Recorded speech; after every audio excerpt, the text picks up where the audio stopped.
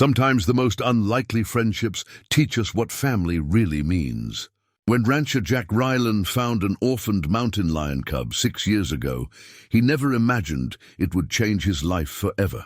The cub, Scout, grew up alongside Duke, Jack's German shepherd.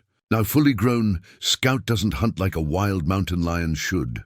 Instead, he fetches sticks, wrestles with Duke, and guards the ranch like any loyal dog, but their peaceful life is about to be shattered. An out-of-town developer wants Jack's land and threatens to expose Scout's unconventional upbringing. The town must decide, is Scout a dangerous wild animal or proof that love and family go beyond species? What happens when this extraordinary bond truly faces its ultimate test? Before we jump back in, tell us where you're tuning in from.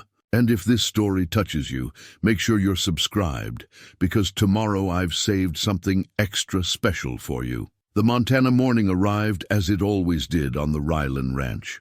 Quiet as a prayer, with mist rolling off the distant peaks like smoke from a dying campfire. Jack Rylan stood on his front porch, coffee steaming in his weathered hands, watching the sun paint the grasslands gold. At 57, he'd seen over 20,000 sunrises from this very spot, but each one still felt like a small miracle. A wet nose pressed against his elbow, and Jack looked down to see Duke, his German shepherd, tail wagging with the patient enthusiasm of a dog who knew his routine by heart. "Morning, old friend," Jack murmured, scratching behind Duke's ears. The dog had been his companion for 8 years now, ever since Jack found him as a stray puppy near the highway. Half-starved and completely trusting, movement in the pasture caught his eye, and Jack smiled as he watched Scout emerge from the tall grass. At 6 years old, the mountain lion moved with the fluid grace of his wild heritage, but there was something unmistakably domestic in the way he bounded toward the house. Scout's tawny coat caught the morning light as he approached, muscles rippling beneath his fur. He was magnificent, nearly 7 feet from nose to tail, weighing close to 160 pounds of pure predator. Yet when he reached the porch, Scout sat just like Duke did, looking up at Jack with amber eyes full of affection and trust. "There's my boys," Jack said, setting down his coffee to give Scout the same gentle attention he'd given Duke. The big cat purred, a sound deep and rumbling that never failed to amaze Jack. Mountain lions didn't typically purr like house cats, but Scout had learned it from watching Duke's contentment under Jack's touch. The leather dog collar around Scout's neck was worn smooth from years of wear, the metal tag reading simply Scout Rylan. Jack had made that collar himself when Scout was just a few months old, fashioning it from cowhide in his workshop on a winter evening when the cub had outgrown his first one. It had seemed natural then, giving Scout the same identification any ranch dog would wear. Now 6 years later, the collar represented something deeper, a declaration that this wild creature belonged here, belonged to this family that defied every conventional definition. Inside the house, Jack prepared breakfast for his unusual family. Duke got his kibble mixed with leftover beef from last night's dinner. Scout received raw meat, deer when Jack could hunt it, beef when he couldn't. The rancher had learned early on that Scout's digestive system wasn't built for processed dog food, despite the mountain lion's other domestic preferences. As they ate, Jack pulled out his father's old ranch journal, a leather-bound book so worn the edges were soft as velvet. Samuel Rylan had started the journal in 1952 when he first claimed this land, documenting everything from cattle births to weather patterns, from equipment repairs to personal reflections on the solitary life of ranching. Jack continued the tradition, adding his own observations to pages yellowed with age and wisdom. October 15th, he wrote in his careful script. "Scout helped with the cattle again today. Seems to understand the work better than some hired hands I've known. Duke keeps close to him during herding. They work like they've done it all their lives together." It was true. Scout had developed an instinct for ranch work that amazed everyone who witnessed it. The mountain lion would position himself on the opposite side of stray cattle, gently encouraging them back toward the herd with his presence alone. He never showed aggression, never used his natural predatory instincts inappropriately. Instead, Scout seemed to understand that these animals were under his protection, part of his extended family. Jack remembered the day he'd first discovered Scout's herding ability. The mountain lion was barely 2 years old, and a few steers had wandered too far from the main group. Duke was working to bring them back, but the cattle were being stubborn. Without any prompting, Scout had simply walked to the far side of the strays and sat down. His presence, calm but commanding, was enough to convince the cattle to move back toward Duke and the herd. It was as if Scout instinctively understood the job needed doing and wanted to help. The rancher's thoughts drifted back to that night 6 years ago when everything changed.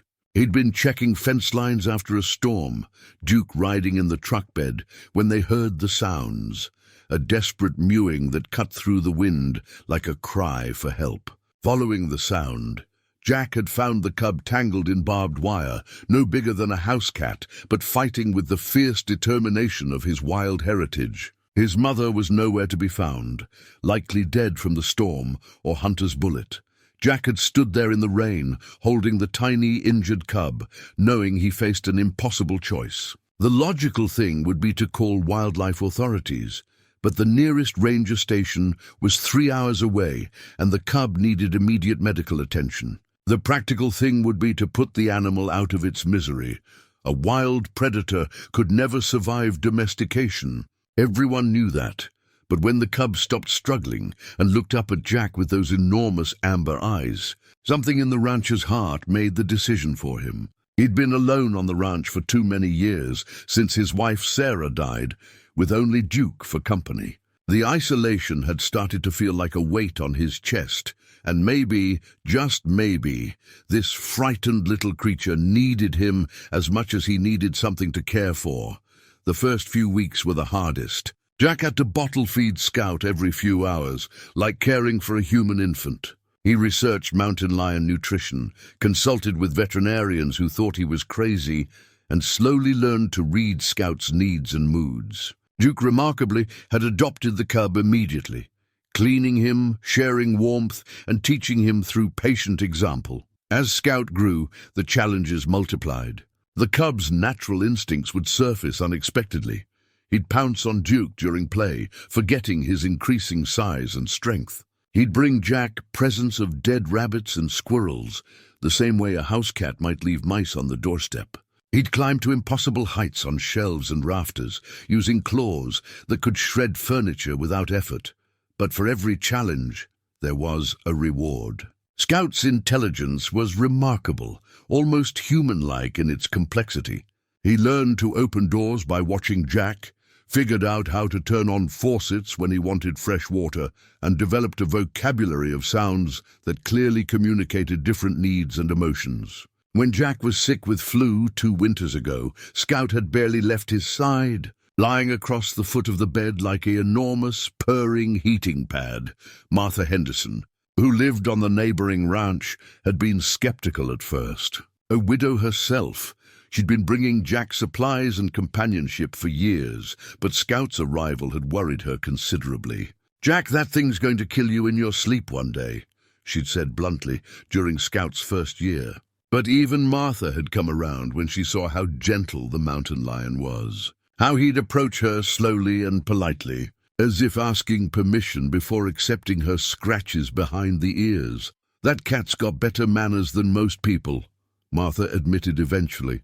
She'd started bringing extra meat when she visited, always claiming it was about to go bad anyway, rather than acknowledging that she was contributing to Scout's care. The ranch itself had become Scout's kingdom, and he patrolled its boundaries with the dedication of a devoted guardian. Coyotes learned to avoid the property entirely after encountering Scout on his rounds. Bears gave the ranch a wide berth, sensing the presence of another apex predator. But Scout never hunted for sport or aggression. He was protecting his family and territory, just as any ranch dog might do. Jack's neighbors had gradually accepted Scout's presence, understanding that the mountain lion posed no threat to their livestock or families. Children from surrounding ranches had grown up seeing Scout as just another ranch animal, no more dangerous than a large dog. The local veterinarian, Dr. Patricia Morse, had agreed to provide Scout's medical care after seeing the remarkable bond between the animal and his human family. Now finishing his coffee on the porch, Jack watched Scout and Duke play their morning game of tug-of-war with an old rope toy. The mountain lion's size advantage was negated by his gentleness. He never pulled too hard, never used his full strength. Duke, despite being outweighed by 60 pounds, held his own through sheer determination and the confidence that came from years of brotherhood. The peaceful rhythm of their life felt eternal, as natural as the seasons changing over the Montana landscape. Jack had no way of knowing that this morning would be one of the last times he'd watch his unusual family play together without a cloud of worry hanging over them. Change was coming to the ranch, arriving in the form of a sleek black sedan that would soon disturb the dust on their private road. But for now, in the golden morning light, Jack Rylan was simply a man blessed with the love of two remarkable animals who had chosen to call him family.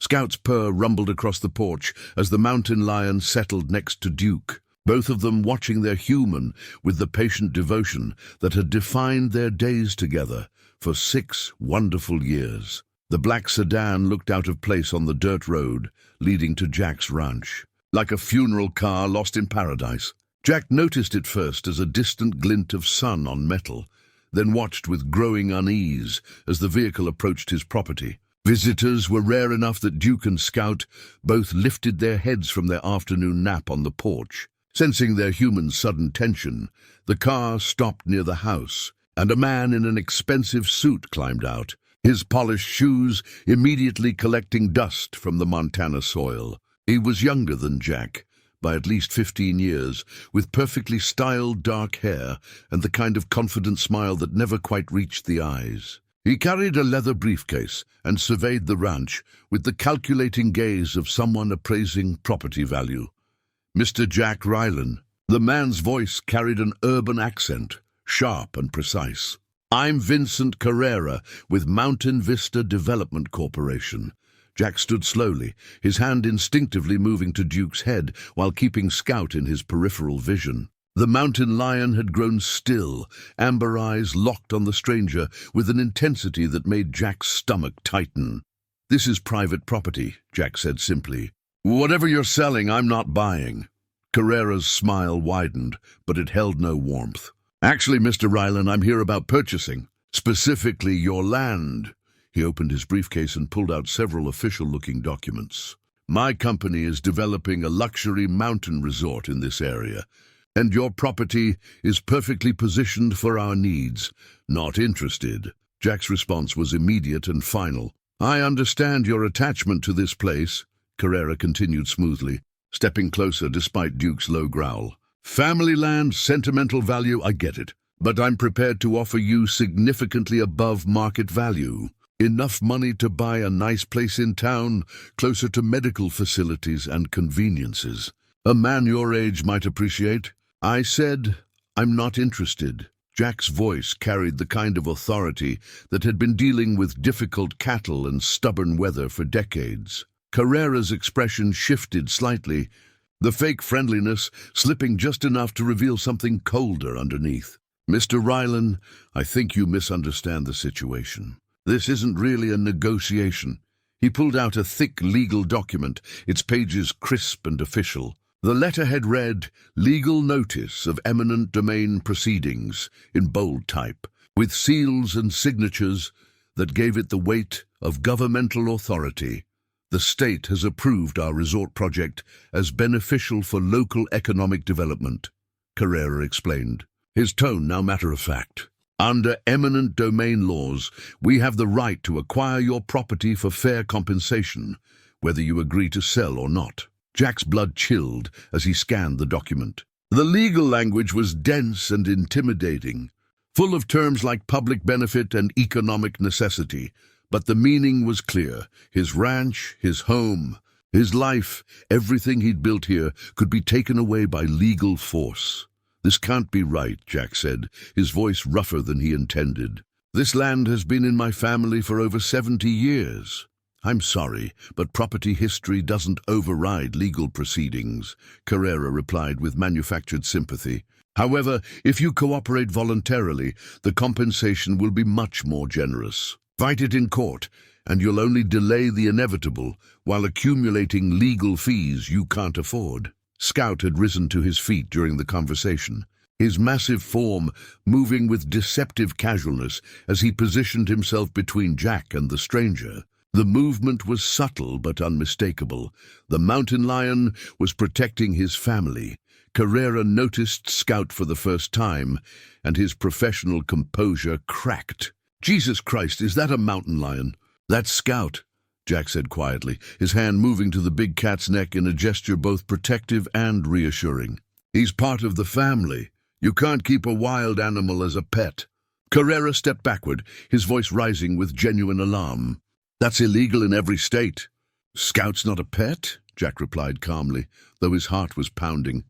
"He's a rescued animal who chose to stay here."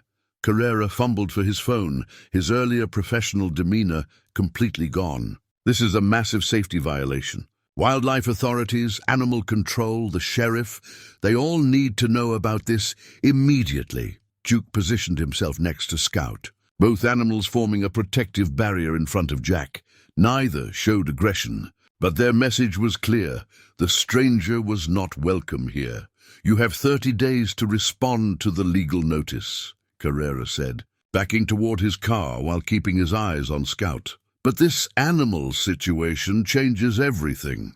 When I report what I've seen here, you'll be lucky if you have 30 hours before they come to remove that thing." "Scout isn't hurting anyone," Jack said, desperation creeping into his voice. "He's been here 6 years without a single incident.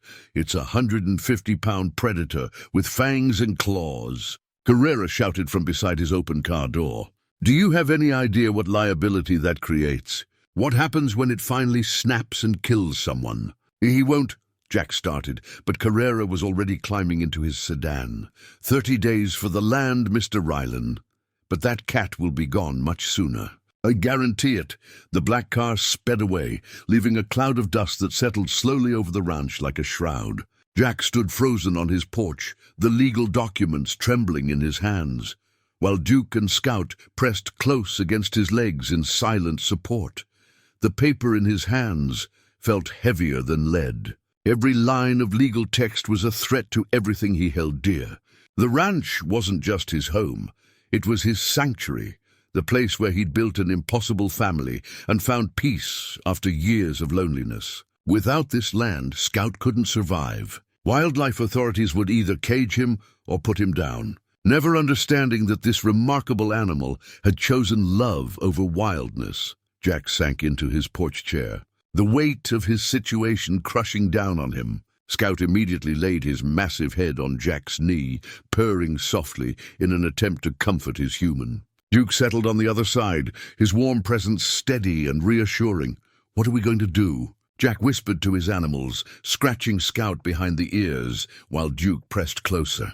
The mountain lion's amber eyes met his, full of trust and affection, completely unaware that their peaceful life together was now under attack from forces beyond their control. The legal notice outlined a timeline that felt like a countdown to execution. 30 days to lose his home, perhaps only hours before authorities arrived to take Scout away. The developer's threat hung in the air like storm clouds, and Jack knew that Vincent Carrera was exactly the type of man who would follow through on his promises. As the sun began its descent toward the western mountains, painting the sky in shades of gold and rose, Jack held his family close and tried to figure out how to fight a battle he wasn't sure he could win. The ranch had never felt more beautiful or more fragile than it did in that moment, when everything he loved was suddenly at risk of being torn away forever. Jack barely slept that night. The legal documents spread across his kitchen table like a diagnosis of terminal illness. Scout seemed to sense his distress, refusing to leave his side even for his usual evening patrol of the ranch boundaries. The mountain lion lay pressed against Jack's chair while he read and reread the eminent domain notice, searching for loopholes that didn't exist. By dawn, Jack had made his first decision. He needed legal help, and he needed it fast. The drive to Billings took 2 hours, with Duke riding shotgun and Scout stretched across the back seat of Jack's old pickup truck. Other drivers stared openly when they spotted the mountain lion, but Jack was beyond caring about appearances. Scout was family, and family stuck together, especially when facing a crisis. The law office of Margaret Stone occupied the ground floor of a modest building downtown, its simple sign promising honest legal representation for working people. Jack had found her name in the phone book, drawn to her advertisement's mention of property rights and rural law. Margaret Stone was a woman in her mid-40s, with steel-grey hair and eyes that had seen enough human tragedy to remain compassionate but realistic. She listened without interruption as Jack explained his situation, her expression growing more concerned with each detail. "Mr. Rylan," she said finally, setting down her reading glasses, "I won't lie to you. Eminent domain cases are incredibly difficult to fight, especially when the government declares a project to be in the public interest. But this is just some rich developer wanting to build a resort," Jack protested. "How is that public interest? If the project creates jobs and generates tax revenue, courts often consider that sufficient public benefit," Margaret explained gently. "The bar for eminent domain approval has gotten lower over the years, not higher." Jack felt his chest tighten. "So there's nothing I can do?" "I didn't say that." Margaret leaned forward, her tone becoming more focused. "There are potential challenges we can raise. Environmental impact, insufficient compensation, procedural errors in the filing. But I need to be honest about something else. Your mountain lion situation complicates everything." Jack's hands clenched in his lap. "Scout isn't the problem here. In the eyes of the law, he absolutely is," Margaret said firmly. "Keeping a wild predator without proper permits is a serious violation. If this developer reports you, wildlife authorities will be forced to act immediately. That could give them additional justification for seizing your property under safety concerns." "Scout has never hurt anyone," Jack said, his voice strained. "He's been on my ranch for 6 years without a single incident." "I believe you," Margaret replied. "But the law doesn't distinguish between well-behaved wild animals and dangerous ones. The liability issues alone would terrify any insurance company or government agency." She pulled out a yellow legal pad and began taking notes. "Here's what we need to do immediately. First, I'll file a preliminary injunction to delay any seizure proceedings. That might buy us 60 to 90 days. Second, we need to document everything about Scout's history and behavior. Veterinary records, witness statements, anything that shows he's not a threat." Jack felt a spark of hope. "Dr. Morse has been treating him for years. Martha Henderson, my neighbor, knows Scout well. There are others who could testify." "Good, but it may not be enough," Margaret warned. "The bigger issue is finding an alternative solution for Scout. Wildlife authorities won't allow him to stay on your property, especially if ownership is in dispute. We need to find a licensed facility that can take him." "You mean like a zoo?" Jack's voice went hollow. "Or a wildlife sanctuary, if we can find one with space and proper permits." Margaret's expression softened at Jack's obvious distress. "I know this isn't what you want to hear, but we have to be realistic about options." Jack stood abruptly, pacing to the window where he could see his truck in the parking lot. Scout was visible through the rear window, patiently waiting for his human to return. The sight of the mountain lion's trusting face made Jack's throat constrict with emotion. "He won't understand," Jack said quietly. "Scout thinks this is his home, that Duke and I are his family. How do I explain to him that the law says he doesn't belong with us?" "Sometimes the law isn't fair," Margaret acknowledged. "But if we don't act quickly, you could lose both the ranch and Scout. At least if we find him a good sanctuary, he'll be alive and cared for." Jack turned back to the lawyer, his jaw set with determination. "How long do we have before they come for him?" "If Carrera files his report today, wildlife authorities could show up as early as tomorrow with a seizure order. We need to move fast."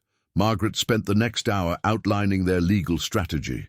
She would immediately file for an emergency restraining order to prevent any seizure of the property or animals pending a full hearing. She would also begin researching wildlife sanctuaries within driving distance that might accept Scout on short notice. The legal fees will be substantial, she warned as Jack prepared to leave. Fighting eminent domain requires expert witnesses, environmental impact studies, appeals processes. We're looking at potentially $50,000 or more.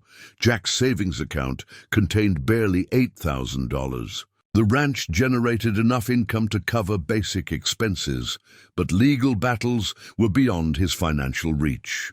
Still, he nodded without hesitation. Do whatever it takes. I'll find the money somehow. Driving home, Jack felt the weight of impossible choices pressing down on him.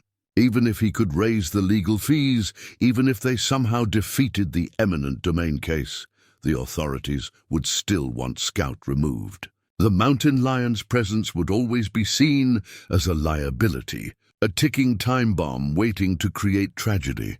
As they pulled into the ranch driveway, Scout immediately perked up, recognizing familiar territory. The big cat stretched and yawned, showing no awareness that his peaceful life was hanging by a thread. Duke wagged his tail, happy to be home, equally oblivious to the dangers surrounding them.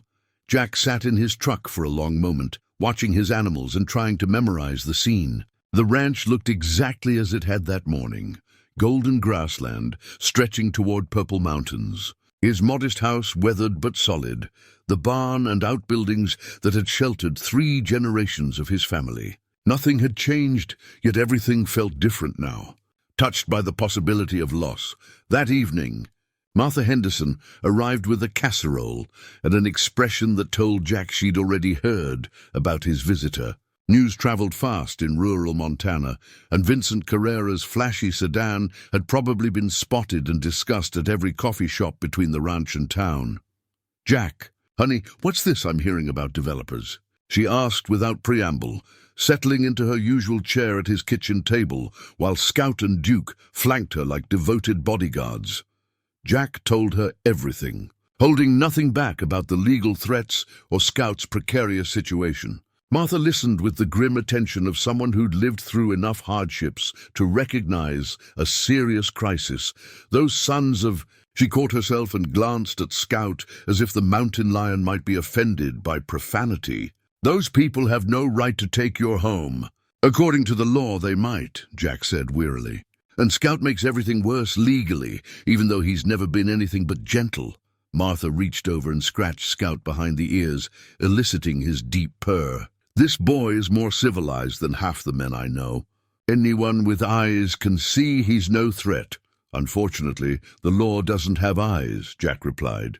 "Just rules and regulations that don't account for love or loyalty or the fact that some bonds go deeper than species." As Martha prepared to leave, she squeezed Jack's shoulder with surprising strength. "Don't you dare give up on this family," she said fiercely. "Some fights are worth having, even if you're not sure you can win them." After she left, Jack sat on his porch with Scout and Duke, watching the stars emerge over their threatened paradise. Tomorrow would bring more challenges, more phone calls to lawyers and wildlife officials, more impossible decisions. But tonight, they were still together, still a family, still home. Jack wrapped his arms around both animals and held on tight, storing up the moment against whatever darkness lay ahead. The phone call came at 6:30 the next morning, jerking Jack awake from restless dreams. Margaret Stone's voice was tight with urgency. "Jack, they've filed the wildlife seizure order. Sheriff's department will be there within the hour with animal control officers. You need to get Scout out of there immediately." Jack's feet hit the floor before his mind fully processed her words. "Where am I supposed to take him?" "I've been calling sanctuaries all night. There's one in Wyoming that might take him, but they need 48 hours to prepare proper housing. For now, you need to hide him somewhere until we can work out the legal details." "Hide him?" Jack looked out his bedroom window at Scout, who was stretched out in his favorite sunny spot by the barn, completely at peace. "He's a 150-pound mountain lion, not a house cat. I know it sounds impossible, but if they take him into custody now, we'll never get him back. They'll either ship him to an overcrowded facility or put him down as a safety precaution. You have maybe 30 minutes. Jack's mind raced through possibilities. The ranch offered plenty of hiding spots, but Scout wasn't wild anymore. He wouldn't understand why he needed to hide or stay away from his family. The mountain lion's trusting nature, which made him such a perfect companion, would work against him now. "There's an old mining cabin up in the hills," Jack said finally. "It's on my property, but hidden from the main roads. I could take him there. Do it now. And Jack, don't take Duke with you. If they see you leaving with both animals, they'll know you're hiding Scout somewhere." Hanging up, Jack threw on clothes and rushed outside. Duke immediately joined him, sensing the urgency, but Scout remained relaxed by the barn, enjoying the morning sun. Getting the mountain lion to follow him without Duke would be nearly impossible. The two animals were rarely separated. "Come on." "Scout," Jack called, patting his leg in the universal signal for "follow me." Scout lifted his head but didn't move. Clearly puzzled by the break in routine, Jack grabbed a piece of raw meat from Scout's food storage and held it up. "Here, boy." "Come on." This time Scout rose and padded over, but when Jack started walking toward the hills, the mountain lion stopped and looked back at Duke expectantly. The two animals always traveled together. "Stay, Duke," Jack commanded, his voice firm despite the ache in his chest. Duke whined in confusion as Jack continued up the hillside with Scout, who kept looking back for his companion. The mining cabin sat in a grove of aspens, 2 miles from the main house, accessed by an old logging trail that was barely visible unless you knew where to look. Jack's grandfather had used it during hunting season, and it had sat empty for years since his death. The structure was weathered but sound, with a stone fireplace and enough space for a large animal to be comfortable. Scout explored the cabin with obvious confusion, sniffing every corner and repeatedly checking the door for Duke's familiar scent. When Jack tried to leave him there alone, Scout followed, clearly distressed by the separation from his family. "You have to stay here," Jack said, his voice breaking slightly. "Just for a while. I'll bring Duke to visit as soon as I can." He managed to coax Scout back inside with more meat, then quickly closed the door before the mountain lion could follow him again. Scout's confused vocalizations, a mixture of purr and whine that Jack had never heard before, cut through him like physical pain. Racing back down the hillside, Jack reached his house just as 3 vehicles turned into his driveway. 2 Sheriff's Department SUVs flanked a white van with Montana Wildlife Services painted on the side. Jack's heart sank as he recognized the lead officer, Deputy Tom Bradley, whose daughter had been in Jack's wife's kindergarten class years ago. "Morning." "Jack," Bradley said, his tone apologetic but official. "I'm sorry about this, but we've got a court order to seize a mountain lion reported to be living on your property." "What mountain lion?" Jack asked, hoping his voice sounded steadier than it felt. Dr. Rebecca Hall from Wildlife Services stepped forward, her expression professionally neutral. "Mr. Rylan, we have a credible report of an adult male mountain lion being kept as a domestic animal without proper permits. Harboring wild predators poses serious public safety risks." "I don't have any wild animals here," Jack said calmly. "Just my dog Duke." Deputy Bradley gestured toward the house. "Mind if we take a look around?" The report was very specific about a mountain lion named Scout. Jack's mind scrambled for options. "Go ahead and search. You won't find any mountain lions here." The officers spent 45 minutes combing through every building on the property. They found Scout's food storage, his oversized bed in Jack's bedroom, even his collection of toys and rope chewables. But they found no Scout. Dr. Hall examined the evidence with growing suspicion. "This is definitely mountain lion food," she said, pointing to the raw meat stores.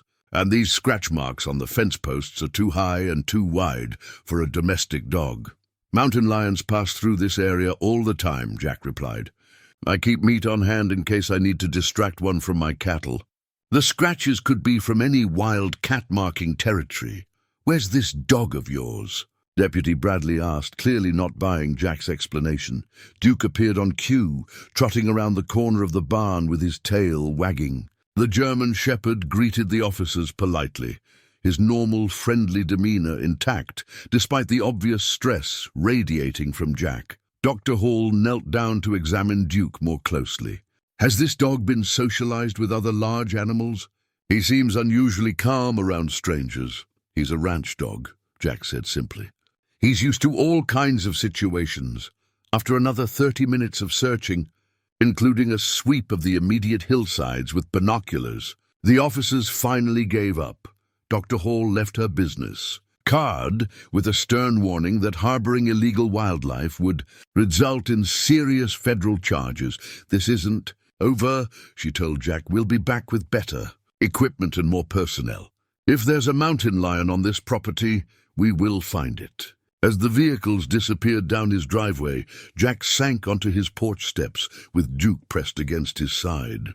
The dog whined softly, clearly distressed by Scout's absence. They'd never been separated for more than a few hours in 6 years. That afternoon, Jack made the treacherous hike back to the cabin with supplies for Scout and Duke in tow. He found the mountain lion pacing frantically near the door, his usual calm demeanor replaced by obvious anxiety. When Duke appeared, Scout's relief was palpable. He rubbed against his companion with deep purrs, as if reassuring himself that his family was still intact. But Jack couldn't stay long. Dr. Hall had promised surveillance, and any sign of the animals together would confirm her suspicions. He left Duke with Scout for an hour, long enough for both animals to calm down, then made the heartbreaking decision to separate them again. "I'll figure this out," he promised Scout as he led Duke away. "We'll find a way to stay together." But as he walked back down the mountainside with only Duke beside him, Jack wondered if he was making promises he couldn't keep. The cabin was only a temporary solution. Scout couldn't live in isolation indefinitely, separated from his family and everything he'd ever known as home. That evening, Margaret Stone called with an update that felt like another blow. The Wyoming sanctuary had withdrawn their offer after learning about the legal complications surrounding Scout's case. 2 other facilities had refused even to consider taking him, citing liability concerns and their own regulatory challenges. "We're running out of options," Margaret admitted. "And I have to warn you, hiding Scout from authorities adds charges of obstruction and interfering with the federal investigation. If they catch you, the penalties could be severe." Jack sat in his empty house, listening to Duke whine at the door for his missing companion. Outside, the ranch felt incomplete without Scout's protective presence patrolling the boundaries. The developer had struck with surgical precision, using the law to dismantle Jack's family piece by piece. For the first time since the crisis began, Jack felt the weight of potential defeat settling over him like winter fog. Even if he somehow saved the ranch, could he save Scout? And what kind of victory would that be if it meant sacrificing the animal who had brought such unexpected joy and purpose to his life? The questions haunted him as night fell over the Montana hills, where Scout waited alone in an abandoned cabin, trusting that his human would somehow make everything right again. 3 days of living a lie had aged Jack 10 years. Every morning he made the grueling hike to the mining cabin with food and water for Scout, watching his beloved companion grow more listless and confused with each passing hour. The mountain lion's usual playful energy had been replaced by restless pacing and anxious vocalizations that echoed off the cabin walls like a cry for freedom. Duke was suffering too. The German shepherd had stopped eating properly, spending most of his time staring up the hillside toward Scout's hiding place. He would follow Jack partway up the trail during supply runs, whining plaintively when forced to turn back. The separation was breaking both animals' hearts, and Jack felt responsible for their misery. Dr. Hall and her team had returned twice, expanding their search radius each time. They'd brought thermal imaging equipment on the second visit, scanning the hills methodically while Jack watched from his porch, his stomach churning with anxiety. The cabin's stone construction and thick walls had hidden Scout's heat signature, but Jack knew their luck couldn't last forever. Margaret Stone's legal strategy was hitting roadblocks at every turn. The eminent domain case was proceeding on schedule despite her preliminary injunction, and the wildlife violation charges hung over Jack like a sword. Worse, word of Scout's situation had begun spreading through the local community. dividing long-time neighbors into camps of support and concern. The morning of the fourth day brought an unexpected visitor. Sheriff Ben Morrison had served the county for 23 years and had known Jack since high school. He pulled up to the ranch in his personal truck rather than his official vehicle, a detail that didn't escape Jack's notice. "Jack, we need to talk," Morrison said, settling into a porch chair without invitation. Duke approached cautiously, sensing the gravity of the conversation. "If this is about Scout, I already told your deputies. Cut the crap, Jack." Morrison's voice was tired, but not unkind. "Half the county knows you're hiding that cat somewhere on your property. Dr. Hall is talking about bringing in federal wildlife agents if she doesn't find evidence soon. This is getting bigger than either of us can handle." Jack remained silent, scratching Duke behind the ears while his mind raced through options. "I've known you for 40 years, Morrison continued. "You're not a criminal, and from what I hear, that mountain lion isn't a threat to anyone. But the law is the law, and I can't protect you much longer. What are you suggesting?" Morrison leaned forward, his expression earnest. "There's a man I know, Dr. James Whitehorse. He runs a private wildlife research facility about 6 hours from here. It's not a zoo or a tourist attraction, just a place where animals who can't be returned to the wild can live in peace. He's helped me with problem bears and injured eagles over the years." Jack's chest tightened. "You want me to give Scout away? I want you to give Scout a chance at a real life," Morrison replied gently. "Hiding in that old mining cabin isn't living, it's just existing. And every day you keep him hidden makes the eventual consequences worse for both of you." The sheriff pulled out a business card and set it on the porch railing. "Whitehorse has proper federal permits, acres of natural habitat, and experience with animals who've been human socialized. Scout could have companionship, space to roam, regular veterinary care. It's not the same as staying here, but it's a hell of a lot better than what happens if Wildlife Services catches you." After Morrison left, Jack sat on his porch, staring at the business card until the words blurred together. The rational part of his mind knew the sheriff was right. Scout deserved better than a life of hiding and fear. But the emotional part, the part that had bottle-fed an orphaned cub and watched him grow into a gentle giant, rebelled against the idea of separation. That afternoon, Jack climbed the hill to find Scout lying motionless in the cabin's doorway, his amber eyes dull with depression.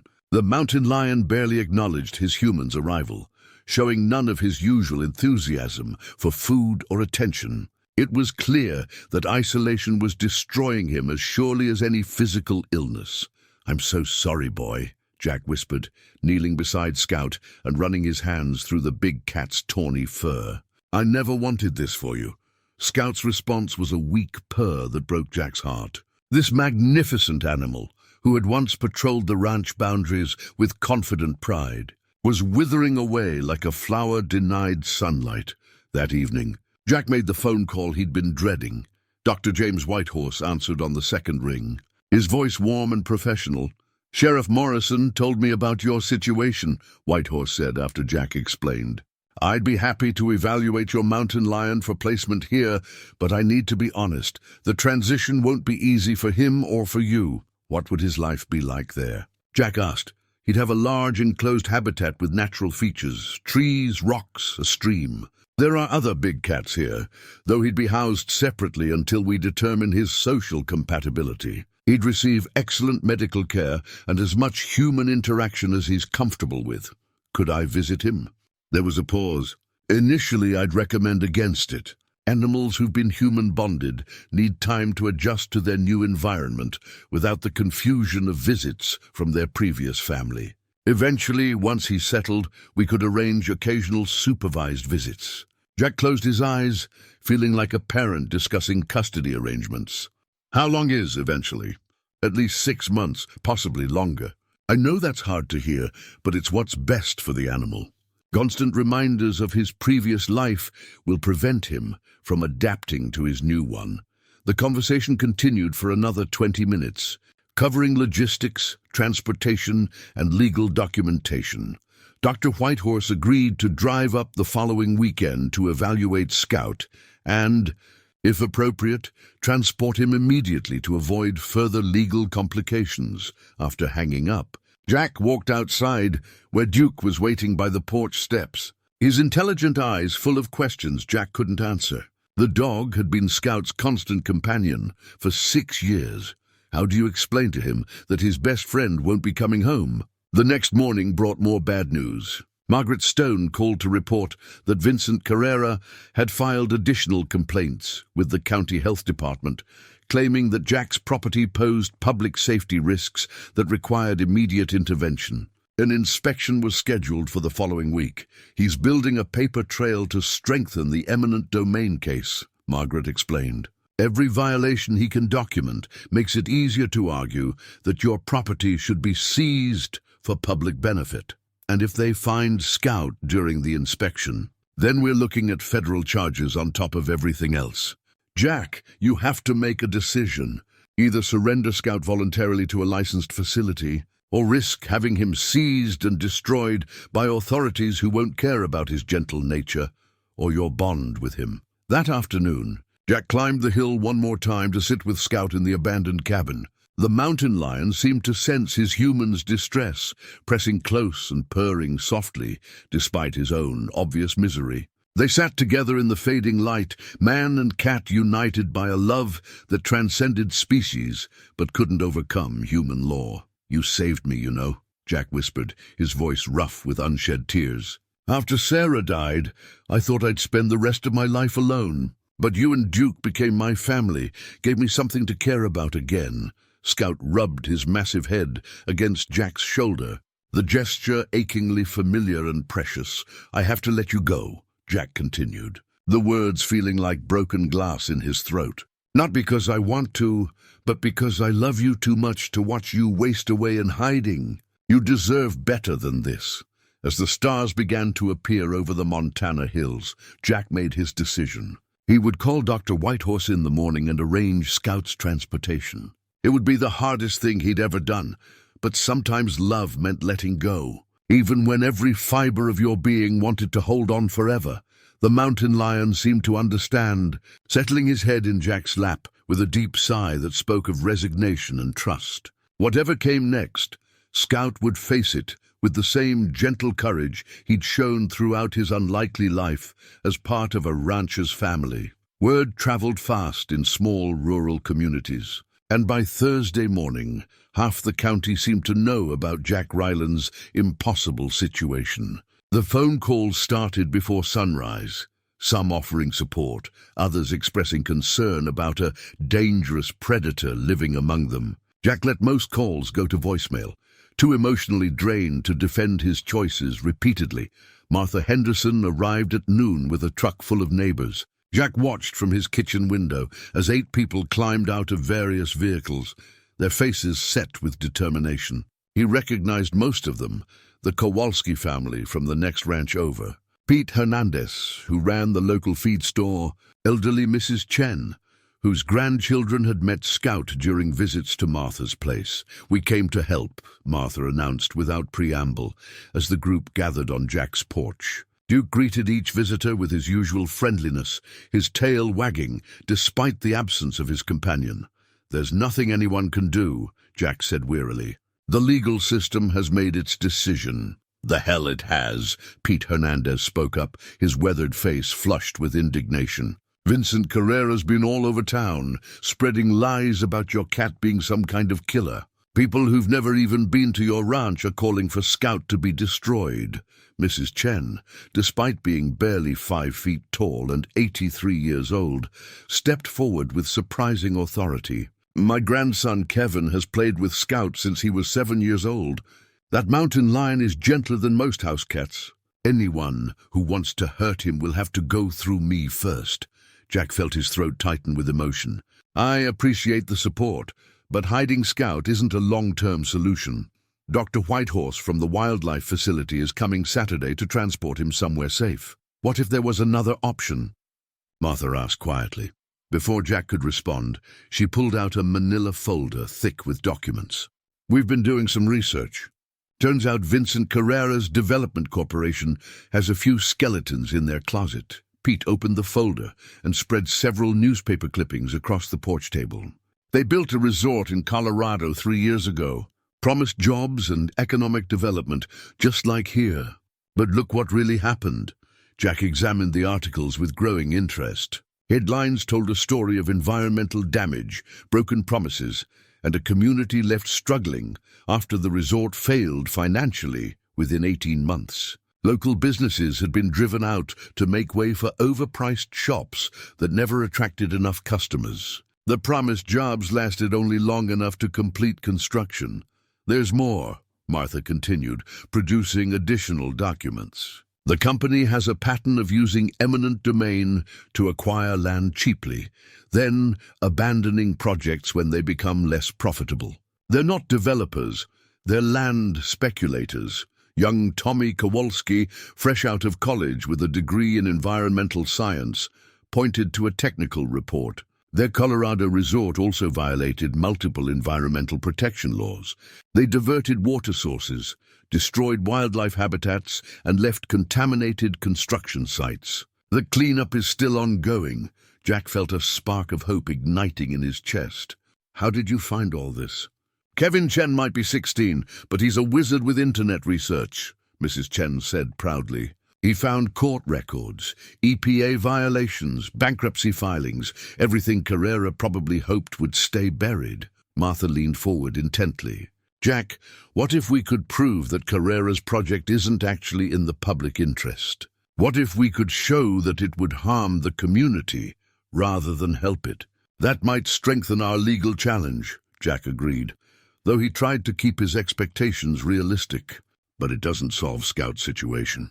Even if we stop the development, wildlife authorities still want him removed. One battle at a time, Pete said firmly. First we deal with Carrera, then we figure out how to protect Scout legally.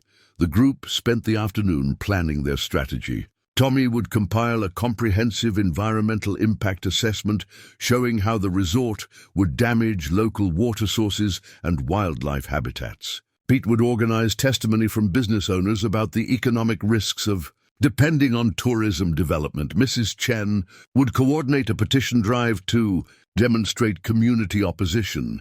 Martha had the most ambitious task. I'm calling a town meeting for tomorrow night. People need to hear the truth about what Carrera's really planning, and they need to understand what Scout actually is. A gentle animal who's been part of our community for years. Martha, that could backfire, Jack warned. Not everyone is going to see Scout the way we do. Some people will be genuinely afraid. Then we'll deal with their fears honestly, she replied. But we won't let Carrera spread lies without challenge.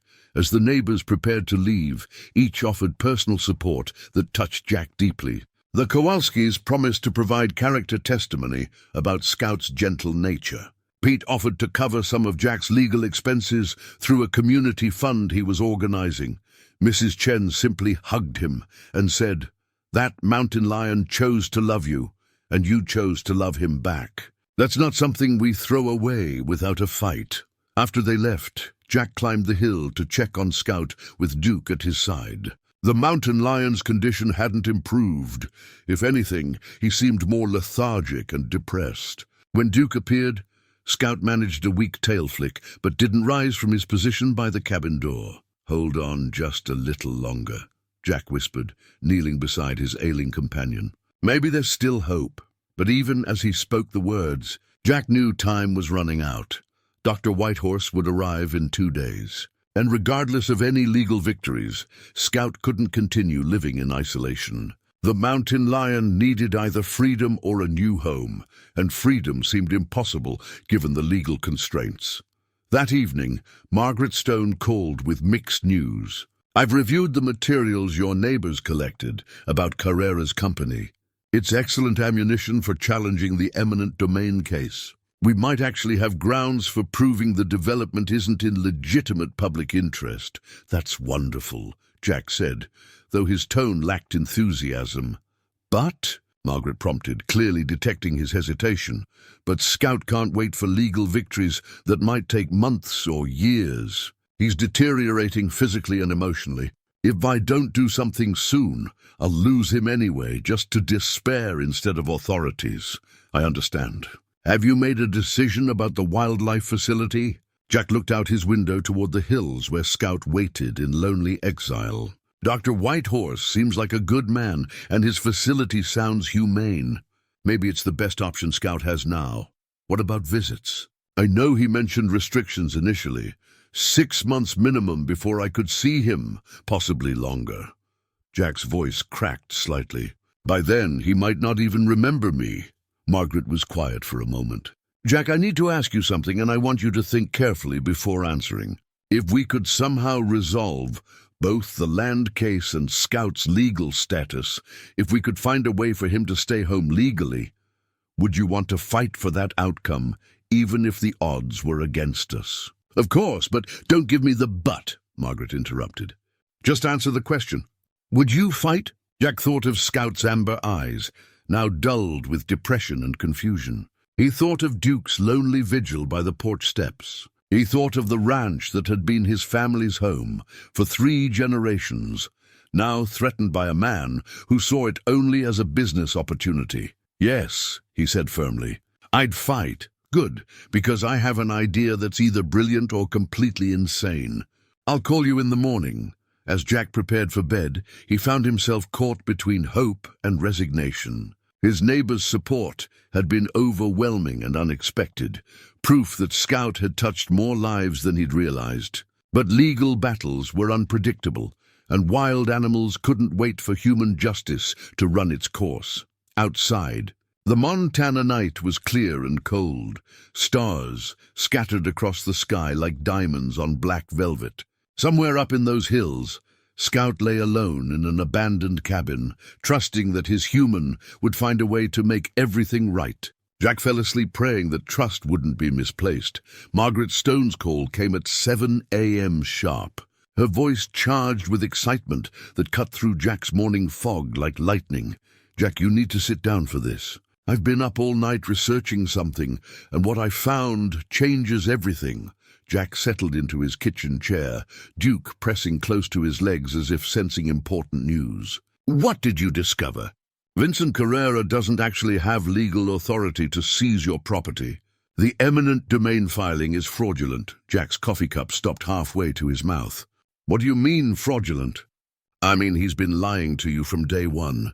Real eminent domain proceedings require extensive government oversight, environmental impact studies, public hearings, and approval from multiple state agencies. Carrera filed preliminary paperwork to make it look official, but he never completed the actual legal process. The kitchen seemed to tilt around Jack as the implications sank in.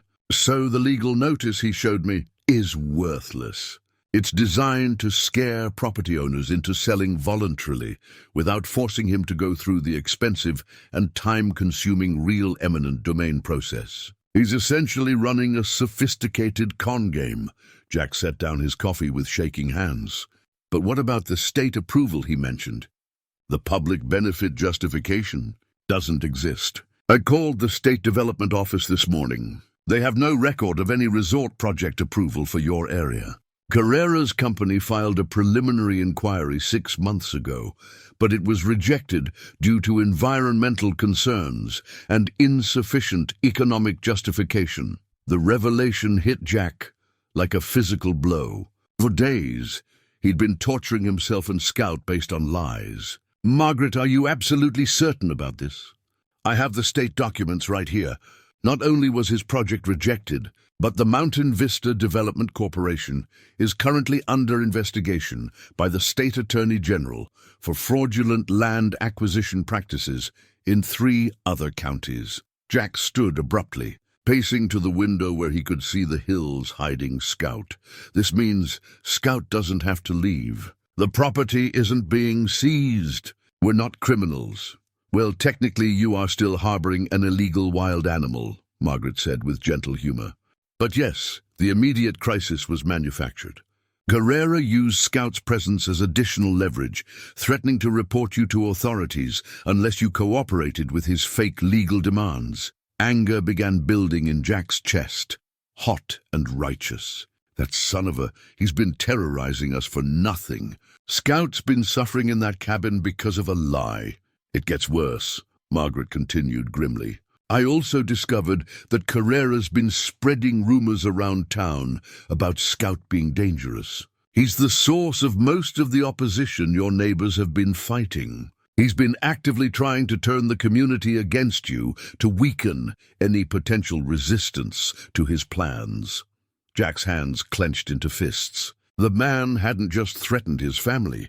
He'd tried to destroy Scout's reputation and divide the community that had come to accept and love the mountain lion. What are our options? Jack asked, his voice tight with controlled fury. We file fraud charges immediately. We also pursue civil damages for emotional distress, property damage, and the costs you've incurred fighting his fake legal action. Plus, I'm pretty sure we can get restraining orders to keep him away from your property and prevent any further harassment. Jack felt a weight lifting from his shoulders for the first time in a week. When can we move on this? Today. I'm driving up to your place within the hour with paperwork for criminal complaints and civil litigation.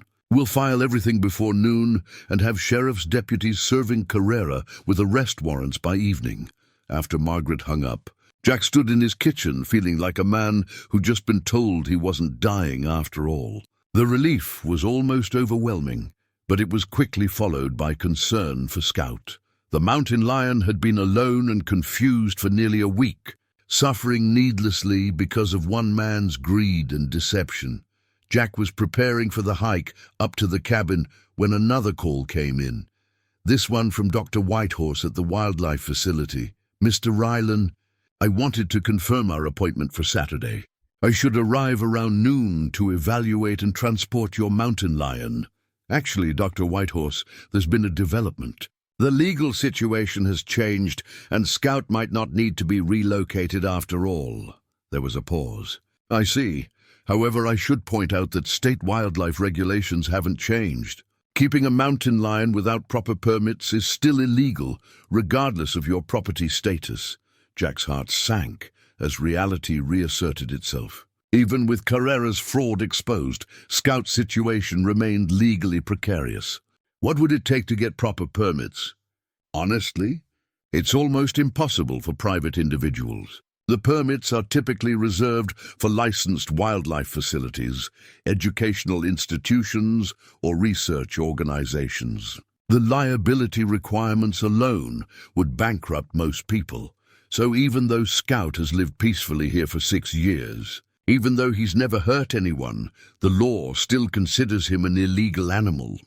I'm afraid so. The regulations don't distinguish between dangerous wild animals and well-socialized ones. From the government's perspective, he's a public safety risk regardless of his actual behavior.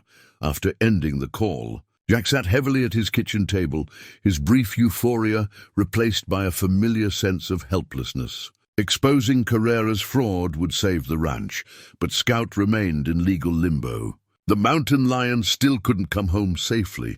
The phone rang again. Sheriff Morrison this time. Jack, I just got off the phone with Margaret Stone. Sounds like you've been dealing with a real piece of work in this Carrera fellow. Ben, I need to ask you something directly. If Scout's presence here isn't connected to any property seizure, and if he's never posed a threat to anyone, would your department still pursue removing him? Morrison sighed heavily. Jack, you know I like you. And from everything I've seen, that cat of yours is about as dangerous as a golden retriever. But Dr. Hall from Wildlife Services is still breathing down our necks. She's convinced Scout represents a lawsuit waiting to happen. What if the community formally supported keeping him here? What if we could prove he's actually beneficial to local safety and wildlife management? You'd need something official. Maybe if he was classified as an educational animal, or part of a research program, something that would give him legal protection under state regulations. An idea began forming in Jack's mind. Crazy but potentially workable. What about Dr. Patricia Morse? She's been Scout's veterinarian for years. Could she help establish some kind of official status for him? Maybe. Pat's got connections with the state veterinary board and wildlife management agencies. If anyone could figure out a legal pathway, It would be her. Jack spent the rest of the morning making phone calls and researching options. Dr. Morse was intrigued by his situation and agreed to investigate whether Scout could be designated as an educational animal under her veterinary supervision. Several university wildlife programs expressed interest in studying Scout's unique socialization, which might provide research justification for keeping him. By noon, when Margaret Stone arrived with legal documents exposing Carrera's fraud, Jack had the beginnings of a plan to secure Scout's future legally. But first, they had to deal with the man who had put them all through hell based on lies and greed. "Are you ready to take this fight to Carrera?" Margaret asked, spreading arrest warrants and civil complaints across Jack's kitchen table. Jack looked up toward the hills, where Scout waited in exile, then at Duke, who had barely left his side all week. His unusual family had been torn apart by deception and threatened by someone who saw them only as obstacles to profit. "I'm more than ready," Jack said grimly. It's time that man learned the difference between legal authority and criminal fraud. As they prepared to drive to town and file charges, Jack felt a grim satisfaction building in his chest. Vincent Carrera had picked the wrong rancher to intimidate, threatened the wrong family to destroy. Now he would face the consequences of his actions, both legal and personal. But even as they prepared their counterattack, Jack's mind remained focused on the mountain lion waiting alone in the hills. Exposing Carrera was only the first step. The real battle would be finding a way for Scout to come home legally and safely, to restore the family that had been fractured by lies and legal manipulation. Time was still running out. But now Jack had hope, and hope, combined with righteous anger, could be a powerful force for change. The Whitmore County Courthouse had never seen anything quite like the scene that unfolded Friday afternoon. Jack sat in the front row of the gallery, flanked by Margaret Stone and Sheriff Morrison, watching as Vincent Carrera was led into the courtroom in handcuffs. The developer's expensive suit looked wrinkled, and his confident demeanor had evaporated entirely. Behind Jack, the courtroom was packed with neighbors, friends, and community members who had rallied to his cause. Martha Henderson sat directly behind him, her hand resting supportively on his shoulder. The Kowalski family occupied an entire row, along with Pete Hernandez, Mrs. Chen, and dozens of others who had come to witness justice being served. Judge Patricia Walsh, a no-nonsense woman in her 60s who had presided over the county court for 20 years, reviewed the charges with obvious disapproval. "Mr. Carrera, you stand accused of criminal fraud, forgery of government documents, intimidation of property owners, and conspiracy to commit theft by deception. How do you plead?" Carrera's lawyer, a nervous-looking man who had clearly been hastily retained, whispered urgently in his client's ear before standing. "Your Honor, my client pleads not guilty to all charges. We believe this is a misunderstanding that can be resolved through civil negotiations." Judge Walsh's expression suggested she found that argument less than compelling. "Mr. Carrera, according to the evidence presented by the State Attorney General's office, your company has been operating a systematic fraud scheme across multiple counties. This court takes such allegations very seriously." Margaret Stone rose to address the court. "Your Honor, Mr. Carrera's actions have caused severe emotional distress to my client and his family. He used fabricated legal documents to terrorize an elderly rancher into abandoning his family home of 70 years. The psychological damage alone warrants the maximum penalties allowed by law." As the legal proceedings continued, Jack found his mind drifting to Scout, still hidden in the mountain cabin. Even with Carrera's fraud exposed, the mountain lion's situation remained precarious. Dr. Morse had spent the morning making calls to state wildlife officials, seeking any possible pathway to legal status for Scout, but bureaucratic wheels turned slowly. The town meeting Martha had organized was scheduled for that evening, and Jack knew it would be crucial for Scout's future.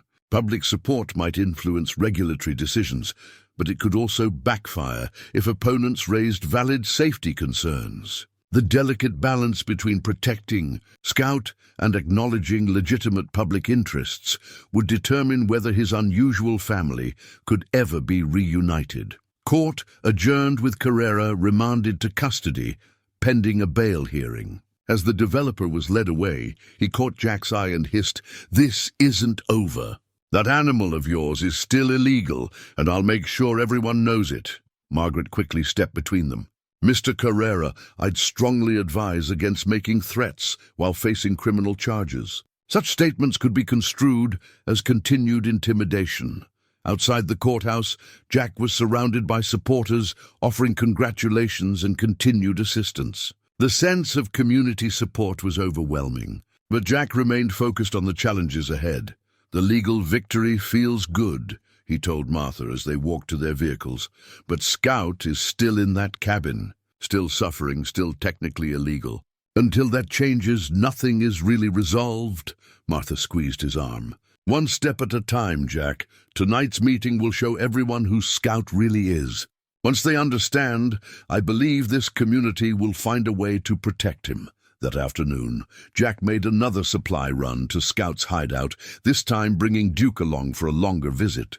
The mountain lion's joy at seeing his companion was heartbreaking in its intensity. Scout rubbed against Duke with desperate affection, as if trying to convince himself that his family was still intact. "I know this is hard," Jack whispered, settling beside both animals in the afternoon sun outside the cabin. "But it might be over soon. People are fighting for you, Scout, more people than you could imagine." Scout pressed his massive head against Jack's chest, purring with the deep contentment that came from being reunited with his loved ones. For a brief moment the world felt right again.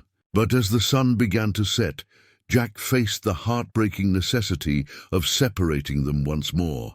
The town meeting was held in the high school gymnasium, the only space large enough to accommodate the crowd that had gathered. Jack was amazed to see over 200 people in attendance, nearly a quarter of the county's population. News of Carrera's arrest had spread quickly, along with the story of Scout's situation. Martha had organized the evening like a formal hearing, with scheduled speakers representing different perspectives on Scout's future. Dr. Morse spoke first, presenting 6 years of veterinary records documenting Scout's excellent health and gentle temperament. "In my professional opinion," Dr. Morse concluded, "Scout represents no greater public safety risk than any large domestic dog. His behavior has been consistently gentle, predictable, and appropriate to his social environment." Tommy Kowalski presented his environmental research, showing how Scout's presence had actually benefited local wildlife management by deterring problem animals from residential areas. "Mountain lions are natural territory regulators," he explained to the attentive crowd. "Scout's presence has reduced conflicts with wild predators while posing no threat to livestock or humans." Mrs. Chen spoke about Scout's interactions with children over the years. "My grandson Kevin has played with Scout since he was 7 years old. That mountain lion has been more patient and gentle with children than many family pets. He's never shown aggression, never acted unpredictably, never given anyone reason to fear him." But the meeting also included opposing voices. Dr. Rebecca Hall from Wildlife Services presented her concerns about legal precedents and public safety regulations. "While I appreciate the emotional attachment this community has to this animal," she said carefully, "we cannot ignore the legal framework that exists to protect public safety. Making exceptions for one well-behaved wild animal could set dangerous precedents for future cases." A heated debate followed, with community members arguing passionately on both sides. Some worried about liability issues if Scout ever injured someone. Others argued that 6 years of peaceful coexistence proved he belonged in the community. Finally, Jack rose to speak. The gymnasium fell silent as he walked to the makeshift podium, Duke at his side as always. 6 years ago, I found a dying cub tangled in barbed wire," he began, his voice carrying clearly through the large space. "I could have left him there, called authorities, followed proper protocols. Instead, I chose to save a life. He paused, looking out at the sea of faces, some supportive, others skeptical, all listening intently. Scout didn't ask to be born wild. He didn't choose to lose his mother, to need human care to survive. But when given the choice between wildness and family, he chose family. Every day for 6 years, he's chosen love over instinct, gentleness over aggression, protection over predation. Jack's voice grew stronger as he continued. I know keeping Scout isn't conventional. I know it raises questions about safety and legality. But sometimes, conventional solutions aren't adequate for unconventional situations. Scout isn't just a mountain lion. He's a member of this community who has earned the right to be here through years of peaceful coexistence. The applause that followed was thunderous, but Jack raised his hand for quiet. However, I want to be clear about something. If this community doesn't feel safe with Scout here, if you believe his presence poses genuine risks to your families, I will make arrangements for him to be relocated to a licensed facility. His well-being and your peace of mind are both important to me. The meeting continued for another 2 hours, with working groups forming to explore legal options and safety protocols. A citizens' committee was established to advocate for Scout with state wildlife agencies. Several lawyers volunteered to research precedents for community-based wildlife guardianship programs. As the meeting concluded, Jack felt cautiously optimistic for the first time in weeks. The community response had been overwhelmingly supportive, with creative solutions emerging from unexpected sources. But the ultimate decision still rested with government officials who might not be swayed by local sentiment. Dr. Morse approached him as the gymnasium emptied. Jack, I've been thinking about something all day. What if we could establish Scout as an educational ambassador animal under my veterinary supervision? It's a long shot, but there might be regulatory pathways we haven't explored. What would that involve? Formal behavioral assessments, enhanced insurance coverage, educational programming with local schools. Regular inspections, basically treating Scout like a zoo animal that happens to live on a ranch instead of in a facility. Jack's heart leaped with hope. Do you think it could work? I think it's worth trying. I've already reached out to colleagues at the State Veterinary College. They're interested in studying Scout's unique socialization as part of a research program. That could provide additional legal justification. As Jack drove home through the Montana darkness, he felt the weight of possibility settling over him like a warm blanket. The fraudulent threat to his land had been exposed and defeated. His community had rallied around Scout with unexpected passion and creativity. Legal pathways for keeping Scout home were emerging from the shadows, but challenges remained. Government bureaucracies moved slowly, and wildlife regulations weren't easily changed.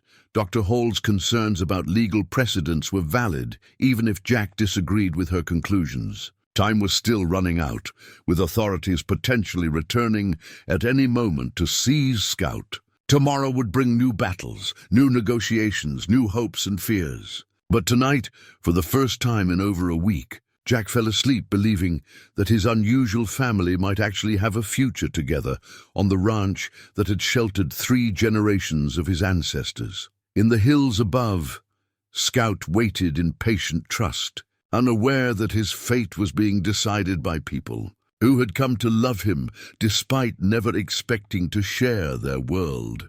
With a mountain lion, the convoy of white, government vehicles arrived at Jack's ranch Saturday, morning like an unwelcome storm.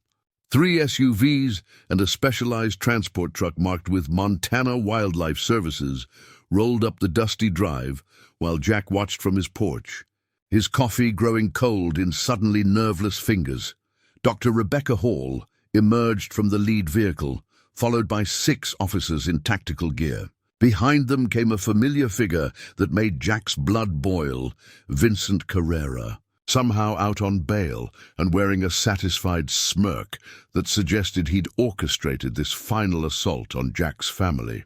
Mr. Rylan, Dr. Hall called out as she approached the house, her voice professionally neutral but carrying an edge of finality. We have federal warrants to search your property and seize the mountain lion you've been harboring illegally. I strongly advise you to cooperate fully. Jack stood slowly, Duke pressing against his legs in protective solidarity. Dr. Hall, I assume you're aware that Mr. Carrera here was arrested yesterday for fraud. His entire legal claim against my property was fabricated. Your property dispute is irrelevant to wildlife violations, she replied curtly. The animal remains illegal regardless of your land ownership status. Carrera stepped forward, his expensive suit replaced by casual clothes, but his arrogant demeanor unchanged. I told you this would happen, Rylan. That animal is a ticking time bomb. And I made sure the right people finally understand the danger you're putting everyone in. You mean the lies you've been spreading around town? Jack's voice was dangerously quiet. I mean the truth about keeping a killer predator as a pet, Carrera shot back. When that thing finally snaps and mauls someone, their blood will be on your hands. Dr. Hall raised her hand to stop the confrontation before it escalated. Gentlemen, we're here to resolve a wildlife violation, not to debate personal grievances. Mr. Rylan, where is the mountain lion? Jack had known this moment would come, had prepared for it during the long week of hiding Scout in the hills. But facing it felt like standing before a firing squad composed of bureaucracy and legal authority. I need to make some phone calls first, Jack said, pulling out his cell phone. My lawyer, my veterinarian, people who need to be present for this. You have 10 minutes, Dr. Hall replied. Then we begin our search with or without your cooperation. Jack's first call went to Margaret Stone, who was already en route to the ranch with emergency legal injunctions. His second went to Dr. Morse, who confirmed she was 15 minutes away with documentation for Scout's potential educational animal status. His third call went to Martha Henderson. They're here, he said simply when she answered. We'll be there in 5 minutes. Martha replied without hesitation. Half the county is already on their way. While Jack made his calls, the wildlife officers spread out across the property with thermal imaging equipment and tranquilizer rifles. They moved with military precision, clearly expecting to encounter a dangerous wild animal rather than Scout's gentle nature. Carrera followed the search teams like a shadow, pointing out potential hiding spots with obvious satisfaction. Check the old outbuildings, he suggested loudly. These rural types always have hiding places for illegal activities. Jack watched the man who had terrorized his family for weeks, now orchestrating what he hoped would be the final destruction of everything Jack held dear. The developer's vindictive pleasure was obvious, even facing fraud charges. He was determined to complete his revenge against the rancher who had dared to resist him. You know, Jack said quietly as Carrera passed near the porch. When this is over, when Scout is safe and your legal troubles catch up with you, I want you to remember something. Carrera paused, his expression mocking. What's that, old man? I want you to remember that you tried to destroy a family, not a business deal or a property acquisition, but a real family built on love and trust. And I want you to ask yourself what that makes you as a human being. For just a moment, something flickered across Carrera's face. Uncertainty, perhaps even shame. But it was quickly replaced by familiar arrogance. Save your philosophical lectures, Carrera sneered. That overgrown cat is going to be in a cage by noon, and there's nothing you or your backwoods neighbors can do about it. As if summoned by his words, the sound of approaching vehicles filled the air. Jack smiled grimly as he watched a parade of pickup trucks, SUVs, and even a few horse trailers turning into his drive. Martha Henderson led the convoy, followed by what looked like half the population of the county. Dr. Hall's expression shifted from professional confidence to obvious concern as she watched dozens of community members spreading out across Jack's property. These weren't protesters or troublemakers. They were ranchers, shopkeepers, teachers, and families who had come to bear witness to Scout's fate. This is still a federal wildlife operation, Dr. Hall announced loudly. Civilian interference will result in arrest and prosecution. Martha Henderson walked directly up to her, followed by Mrs. Chen, the Kowalski family, and Pete Hernandez. Their faces were set with quiet determination. We're not here to interfere, Martha said calmly. We're here to ensure that justice is done fairly and that Scout's rights and Jack's rights are respected throughout this process. Animals don't have rights under federal law, Dr. Hall replied. But her voice lacked its earlier authority.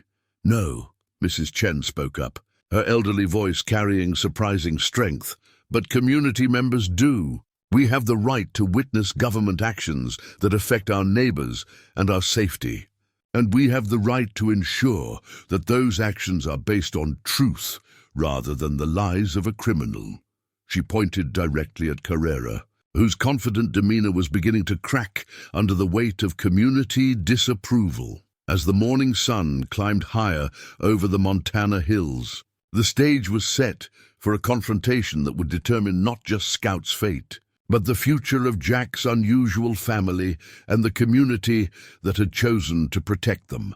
The thermal imaging equipment detected Scout's heat signature within 20 minutes. Jack's heart sank as he watched the tactical team converge on the hillside trail leading to his grandfather's old mining cabin. Dr. Hall coordinated the operation with military efficiency, her officers advancing with tranquilizer weapons ready. "There's no need for weapons," Jack called out desperately.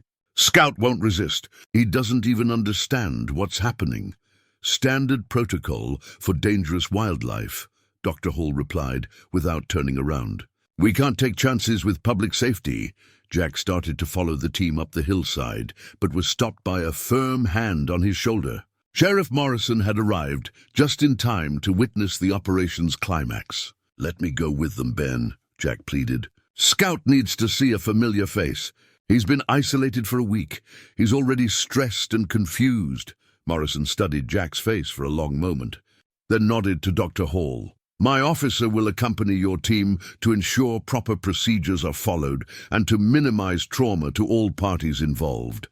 As they climbed the steep trail, Jack could hear Scout's vocalizations echoing down from the cabin, a mixture of confusion and distress that cut through him like broken glass. The mountain lion knew something was wrong, but couldn't understand what or why. The cabin came into view, and Jack saw Scout pacing anxiously in the small clearing outside. The magnificent animal looked thinner than when Jack had last visited, his golden coat dulled by stress and confinement. When Scout spotted Jack among the approaching officers, his amber eyes lit up with desperate hope. "Easy, boy," Jack called softly. "It's going to be okay." Scout bounded toward Jack, but stopped short when he saw the strangers with their strange equipment. The mountain lion's body language shifted from joy to wariness, his natural instincts finally overriding his domesticated trust. Dr. Hall raised her tranquilizer rifle, but before she could fire, a new voice cut through the tension. "Dr. Hall, I need you to stop right there." Everyone turned to see Margaret Stone emerging from the woods, followed by Dr. Morse and a man Jack didn't recognize, an elderly Native American wearing a ranger's uniform. "This is Dr. James Whitehorse," Margaret announced breathlessly. "He's the director of the Blackfoot Nation Wildlife Preservation Program, and he has federal authority that supersedes your operation." Dr. Whitehorse stepped forward, his presence commanding immediate respect from both the wildlife officers and Scout, who seemed to sense something different about this new arrival. "Dr. Hall," Whitehorse said calmly, "I've reviewed the documentation for this animal, and I'm invoking federal tribal authority to transfer custody of the mountain lion to our educational ambassador program." "On what grounds?" Dr. Hall demanded, though she lowered her weapon. "On the grounds that Scout represents a unique opportunity for wildlife education and cultural preservation. The Blackfoot Nation has federal permits for educational animals, and this mountain lion's socialization makes him invaluable for teaching programs about coexistence between humans and wild animals." Jack felt his knees weaken with relief. But Dr. Whitehorse wasn't finished. "However," he continued, looking directly at Jack, "the animal cannot remain on unregulated private property. He would need to be housed at our facility where proper safety protocols and educational programs can be maintained. But he could have visitors." Jack asked, his voice barely a whisper, Regular supervised visits with his human family would be part of his care plan, Dr. Whitehorse confirmed. Our program recognizes that bonds between species, when properly managed, can be beneficial for both animal welfare and human education. Scout, as if sensing that his fate was being decided, approached the group slowly. His amber eyes moved from Jack to Dr. Whitehorse, and something passed between the mountain lion and the elderly ranger, a recognition that transcended species barriers. Dr. Hall holstered her tranquilizer rifle with obvious reluctance. This is highly irregular. The animal was reported as dangerous by a concerned citizen. Vincent Carrera, who had remained silent during the confrontation, finally spoke up. That cat is a menace waiting to happen. You can't just ignore public safety because of some sentimental attachment. Dr. Whitehorse turned to face Carrera with eyes that had seen decades of human folly and natural wisdom. Mr. Carrera, I understand you're facing criminal charges for fraud and intimidation. Perhaps your concerns about public safety would carry more weight if they weren't motivated by personal revenge. The developer's face flushed with anger and embarrassment as community members who had witnessed his arrest began murmuring among themselves. Sheriff Morrison stepped forward decisively. Dr. Hall, it seems like the custody issue has been resolved through proper federal channels. Unless you have specific evidence that this animal poses an immediate threat beyond the word of a man currently under indictment for fraud, I suggest we let Dr. Whitehorse's program take responsibility. Scout chose that moment to do something that perfectly captured his unique nature. He walked calmly over to little Kevin Chen, who had come with his grandmother to witness the confrontation, and sat down beside the boy exactly like a well-trained dog would do. The mountain lion's gentle presence beside the child spoke louder than any arguments about his character. Dr. Hall looked around at the assembled community members, at Scout's calm demeanor, at the federal permits Dr. Whitehorse carried, and finally at Jack's face, where 6 years of love and devotion were written in every line. Fine, she said finally, but this animal leaves this property today, and any future incidents will result in immediate termination orders. As the crowd began to disperse and the wildlife officers packed their equipment, Jack knelt beside Scout one last time. The mountain lion pressed his massive head against Jack's chest, purring with the deep contentment that came from being reunited with his human. You're going to have a good life, Jack whispered into Scout's fur. And I'll visit you every week. We'll still be family, just differently. Dr. Whitehorse approached gently. Mr. Rylan, Scout will have a large habitat with natural features, other animals for companionship if he wants it, and regular interaction with educational groups. It's not the same as living here, but it's a life of dignity and purpose, Jack nodded, unable to speak around the lump in his throat. As the transport vehicle was prepared for Scout's journey to his new home, the mountain lion seemed to understand that another chapter of his remarkable life was beginning. He submitted to the travel crate with the same trust he'd shown throughout his years with Jack, confident that his human would ensure his safety and happiness. The last thing Jack saw as the convoy pulled away was Scout's amber eyes watching him through the crate window, patient and trusting as always. 6 months later, Jack Rylan stood in front of the large enclosure at the Blackfoot Nation Wildlife Preservation Program, watching Scout demonstrate his remarkable gentleness to a group of fascinated school children. The mountain lion had adapted to his new life with the same grace he'd brought to everything else, becoming the program's most beloved educational ambassador. He remembers you, Dr. Whitehorse observed, joining Jack at the viewing area. Watch how his whole demeanor changes when you arrive. It was true. Scout had been calmly interacting with the children and their teacher, but when he spotted Jack, his amber eyes lit up with unmistakable joy. The big cat padded over to the fence where Jack stood, pressing against the barrier and purring loud enough for everyone to hear. "Hey, boy," Jack murmured, reaching through the approved contact opening to scratch behind Scout's ears. "Looks like you're quite the teacher these days." Scout's purr deepened as he rubbed his massive head against Jack's hand. Even through the fence, their bond was evident to everyone watching. The children gathered closer, amazed to see such affection between human and wild animal. "How does he know you're not afraid?" asked a little girl with bright, curious eyes. Jack smiled at the question. "Because love recognizes love, sweetheart. Scout and I have been family for 7 years now. That doesn't change just because we live in different places." The educational program had exceeded everyone's expectations. Scout's unique socialization allowed him to interact safely with visitors while teaching invaluable lessons about wildlife conservation and the complex relationships between humans and nature. Universities were studying his behavioral patterns, and wildlife management policies were being revised based on insights gained from his case. Duke had adapted to their new routine as well, though the German shepherd still searched hopefully around the ranch whenever they returned from visits.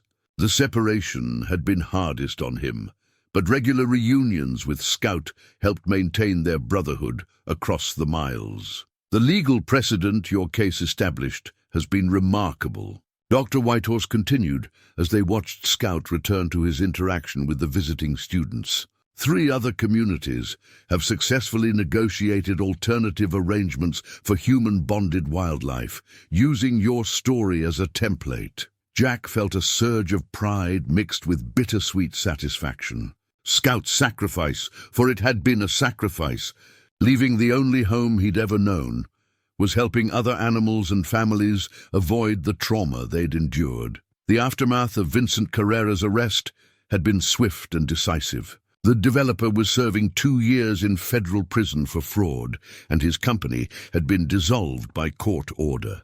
The attempted land grab had backfired spectacularly, with environmental protections being strengthened for the entire area. Jack's ranch was now part of a conservation easement that would protect it from future development in perpetuity. Martha Henderson had become the unofficial coordinator of Scout's support network, organizing regular visits and fundraising for the wildlife program. The community's response had been overwhelming. Dozens of families now made monthly trips to see Scout, and local schools had incorporated his story into their environmental education curriculum. "How's he really doing?" Jack asked Dr. Whitehorse, as they watched Scout gently nose a wheelchair-bound boy who had been hesitant to approach. "Honestly, he's thriving in ways I didn't expect. The regular human interaction fulfills his social needs, and the educational mission seems to give him purpose. He's become protective of all the children who visit, especially the ones who are afraid or have disabilities." Dr. Morse emerged from the program's veterinary clinic, carrying Scout's latest health assessment. "Perfect bill of health," she announced with satisfaction. "Weight stable, coat glossy, behavior indicators all positive. He's actually healthier now than he was during those stressful weeks of hiding." As the school group prepared to leave, Scout performed his signature farewell, sitting like a giant dog and lifting one paw in what looked remarkably like a wave. The children giggled and waved back, their earlier nervousness completely forgotten. "We should head back soon," Jack said reluctantly. The 3-hour drive to the ranch meant leaving before dark, and evening chores waited at home. But first, he had his weekly private time with Scout. Dr. Whitehorse unlocked a special visiting area where Jack could spend an hour alone with the mountain lion, maintaining their bond without the distractions of educational programming. Scout's joy at these private visits was profound. He would roll on his back like a giant house cat, play tug-of-war with his favorite rope toy, and curl up beside Jack for the kind of quiet companionship they'd shared for so many years on the ranch. "I know this isn't what either of us planned," Jack said softly, running his hands through Scout's thick fur. "But you're helping so many people understand that family comes in all forms, that love doesn't recognize species barriers." Scout's purr was his only response, but it conveyed everything that needed to be said between them. As Jack prepared to leave, he reflected on how much their lives had changed since that terrifying morning when government vehicles had arrived at his ranch. The fight to save Scout had revealed the strength of community bonds and the power of standing up for what's right.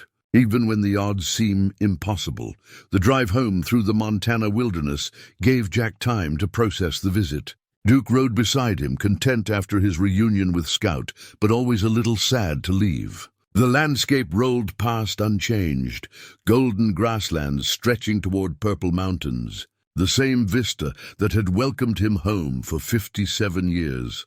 Back at the ranch, Jack sat on his porch with Duke pressed against his legs, watching the sun set over their land. The property felt different now, protected by legal safeguards, but also marked by the memory of Scout's presence. The worn leather collar still hung on a hook by the kitchen door, waiting for the day Scout might come home for a visit. Martha Henderson's truck turned into the driveway right on schedule, bringing dinner and companionship as she had every week since Scout's departure.